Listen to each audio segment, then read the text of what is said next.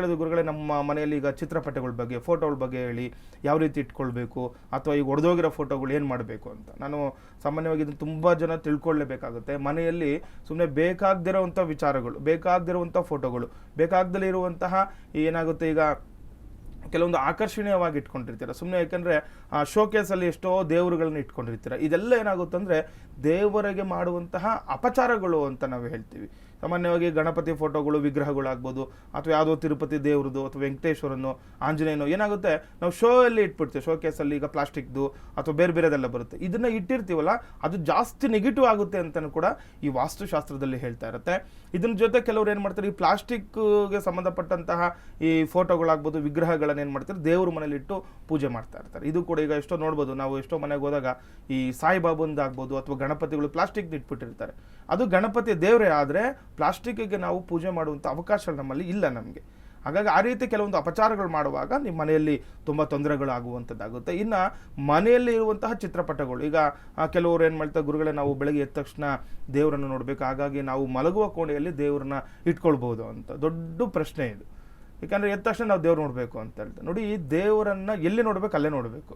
ಈಗ ದೇವರಿಗೆ ಅಂತಲೇ ನಾವು ದೇವ್ರ ಮನೆ ಮಾಡಿರ್ತೀವಿ, ಅಲ್ಲಿ ಶುಚಿಯಾಗಿರುತ್ತೆ. ಈಗ ದೇವರ ಮನೆಯಲ್ಲಿರುವಂತಹ ಶುಚಿತ್ವ ನಾವು ಮಲಗುವ ಕೋಣೆಯಲ್ಲಿ ಇರೋದಿಲ್ಲ. ಅಲ್ಲಿ ಒಂದು ಕೆಲವೊಂದು ಕೆಲಸಗಳನ್ನು ನಾವು ಮಾಡ್ಕೊಳ್ತಾ ಇರ್ತೀವಿ. ಹಾಗಾಗಿ ದೇವರ ಮನೆ ಅಥವಾ ಈ ಮಲಗುವ ಕೋಣೆಯಲ್ಲಿ ನೀವು ಯಾವುದೇ ದೇವರ ಫೋಟೋಗಳನ್ನು ಇಟ್ಕೊಳ್ಬಾರ್ದು ಅಂತ. ವಿಗ್ರಹಗಳು, ಕೆಲವರು ಕೃಷ್ಣನ ವಿಗ್ರಹಗಳನ್ನು ಇಟ್ಕೊಂಡ್ಬಿಟ್ಟಿರ್ತಾರೆ.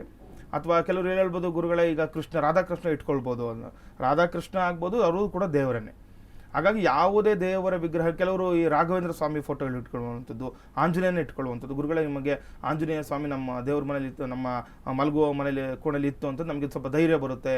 ಕೆಲವೊಬ್ರು ಕೆಟ್ಟ ಕನಸು ಬೀಳ್ತಾ ಇತ್ತು, ಗುರುಗಳೇ ಅದಕ್ಕೋಸ್ಕರ ಇಟ್ಕೊಂಡಿದ್ದೀವಿ. ಇದೆಲ್ಲ ತಪ್ಪಾಗುತ್ತೆ. ಯಾಕಂದರೆ ನಾವು ದೇವ್ರಿಗಂತಲೇ ದೇವ್ರ ಮನೆ ಮಾಡ್ಕೊಂಡಿರ್ತೀವಿ. ಅದಕ್ಕೋಸ್ಕರನೇ ಅದಕ್ಕೆ ಅಂತಲೇ ಒಂದು ಸ್ಥಾನಮಾನ ಅಂತ ಇರುವಂಥದ್ದು ಇರುತ್ತೆ. ಹಾಗಾಗಿ ಯಾರೆಲ್ಲ ಈ ಮಲಗುವ ಕೋಣೆಯಲ್ಲಿ ದೇವರ ಫೋಟೋಗಳನ್ನ ಇಟ್ಕೊಂಡಿರ್ತೀರಾ, ಆ ಮನೆಯಲ್ಲಿ ಏನೆಲ್ಲ ತೊಂದರೆಗಳು ಬರುತ್ತೆ ಅದನ್ನು ಫಸ್ಟ್ ತಿಳ್ಕೊಳ್ಬೇಕಾಗುತ್ತೆ. ಯಾರು ದೇವರ ಮಲಗುವ ಕೋಣೆಯಲ್ಲಿ ನೀವು ದೇವರ ಚಿತ್ರಪಟಗಳನ್ನ ಇಟ್ಕೊಂಡಿರ್ತೀರಾ, ಮೊದಲದೇನಾಗುತ್ತೆ, ಗಂಡ ಹೆಂಡತಿಯಲ್ಲಿ ವಿರಸಗಳು ಉಂಟಾಗುವಂಥದ್ದು, ಕಲಹಗಳು ಉಂಟಾಗುವಂಥದ್ದು, ಅಥವಾ ಸಂತಾನಕ್ಕೆ ತೊಂದರೆಗಳಾಗುವಂಥದ್ದು. ನೋಡಿ, ಮಕ್ಕಳಾಗೋದಿಲ್ಲ ತುಂಬ ಬೇಗ, ಅಥವಾ ಮಕ್ಕಳಾದರೂ ಕೂಡ ಏನೋ ತೊಂದರೆಗಳು, ಪದೇ ಪದೇ ಹುಷಾರು ತಪ್ಪುವಂಥದ್ದು, ಆ ಮಕ್ಕಳಿಗೆ ಒಂದು ಆರೋಗ್ಯದಲ್ಲಿ ಏರುಪೇರಾಗುವಂಥದ್ದು, ಇದು ಸರ್ವೇ ಸಾಮಾನ್ಯವಾಗಿ ಇದು ಇದ್ದೇ ಇರುತ್ತೆ ಆ ಮನೆಯಲ್ಲಿ. ಹಾಗಾಗಿ ಯಾರು ಮಲಗುವ ಕೋಣೆಯಲ್ಲಿ ದೇವರ ಫೋಟೋಗಳನ್ನ ಹಾಕ್ಕೊಂಡಿರ್ತೀರಾ, ಅದು ದೇವರಿಗೆ ಮಾಡುವಂತಹ ಅಪಚಾರಗಳು ಅಂತ ಹೇಳುತ್ತೆ ವಾಸ್ತುಶಾಸ್ತ್ರದಲ್ಲಾಗ್ಬೋದು ಅಥವಾ ಜ್ಯೋತಿಷ್ಯ ಶಾಸ್ತ್ರದಲ್ಲಿ ನೋಡಿದಾಗಲೂ ಕೂಡ. ಹಾಗಾಗಿ ದೇವರ